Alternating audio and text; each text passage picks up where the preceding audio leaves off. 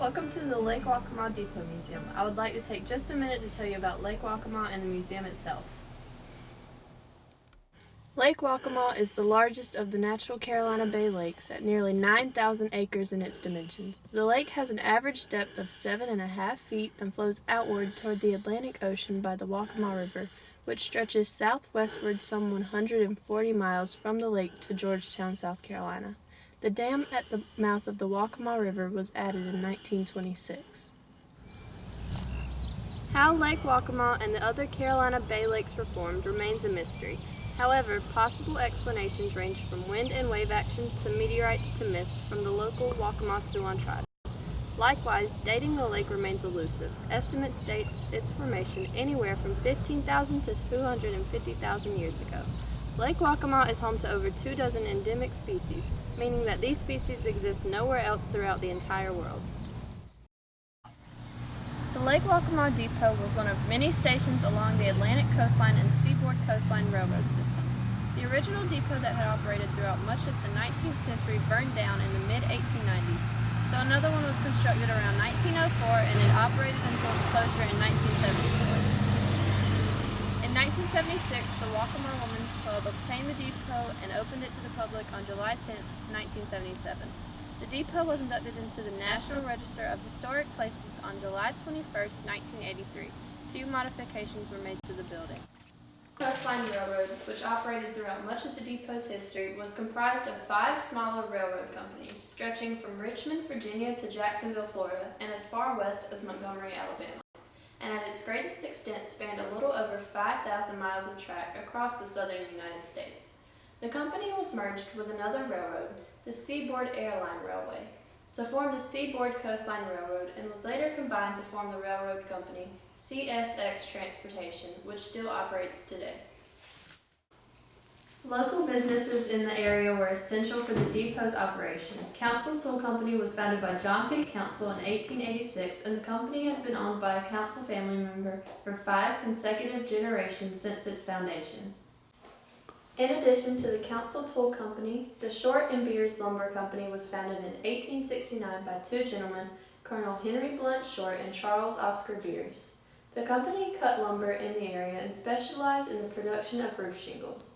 The company was reconsolidated as the North Carolina Lumber Company and employed approximately 400 workers and used the English-style shaving horse to create the shingles.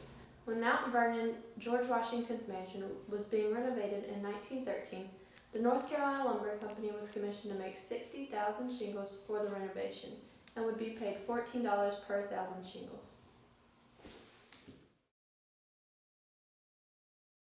Samuel Chatham Potts moved into the area in 1867 and was the telegrapher for the depot. He had a varied past of being a taxidermist, doctor, jeweler, photographer, and telegrapher. Potts' claim to fame, however, was for his pleasure cruises on Lake Waccamaw and along its adjacent waterways on his single-cylinder steamboat, the Bohemian Girl. Tourists who frequented the area came from other parts of North Carolina, South Carolina, and even Georgia to enjoy the serene, balmy atmosphere offered by such a cruise. The freight room was where goods such as lumber, resin, turpentine, and manufactured goods would be stored before shipment. Perhaps one of the most interesting exhibits here at the museum concerns Dr. Jean-Jerome Prosper Formaduval, a French military doctor who lived through the tumultuous times of the French and Haitian revolutions, escaped near death twice, and became one of the first settlers here at Lake Waccamaw, and resided here until his death in 1821. The early inhabitants of the area are the Waccamaw-Siouan Native American tribe whose traditional area is near the Green Swamp, which is in both Columbus and Bladen counties, and is approximately 7 miles from Lake Waccamaw. The 19-foot Indian canoe located in the freight room was found near the dam in 1981, and has been carbon dated to 1670 and 1770 AD.